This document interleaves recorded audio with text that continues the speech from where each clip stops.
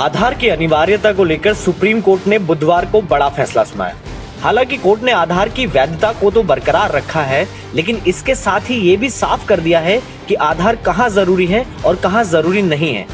इतना ही नहीं, कोर्ट ने कुछ मामलों में आधार की अनिवार्यता को सिरे से खारिज किया है।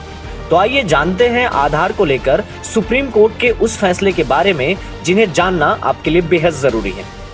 नंबर 1, स्कूलों में आधार की अनिवार्यता खत्म।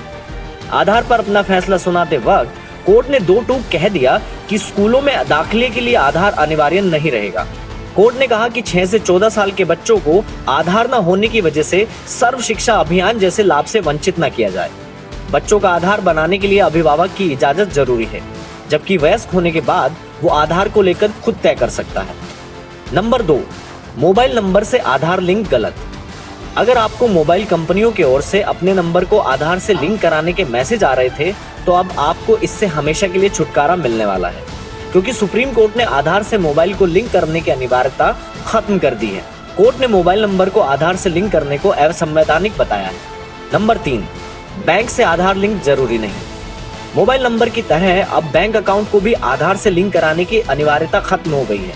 सुप्रीम कोर्ट ने इसे भी संविधान के खिलाफ करार दिया है। कोर्ट के इस फैसले से उन लोगों को बड़ी राहत मिली है जिन्होंने अभी तक अपने बैंक अकाउंट को आधार से लिंक नहीं कराया है। नंबर 4, CBSE, NEET, UGC में आधार जरूरी नहीं। सुप्रीम कोर्ट ने CBSE, NEET और UGC आदि में आधार को गैर जरूरी करार दिया है। कोर्ट ने कहा कि अगर CBSE, NEET, UGC आधार को जरूरी बनाते हैं तो ये गलत है और वो ऐसा नहीं कर सकते हैं। नंबर 5, निजी कंपनियां आधार नहीं मांग सकती। कोर्ट के इस फैसले के बाद अब कोई भी प्राइवेट कंपनी आपसे आधार नहीं मांग सकती है। कोर्ट के फैसले के बाद अब प्राइवेट पार्टी आपका डेटा नहीं देख सकती है। इंडिया न्यूज वायरल की रिपोर्ट।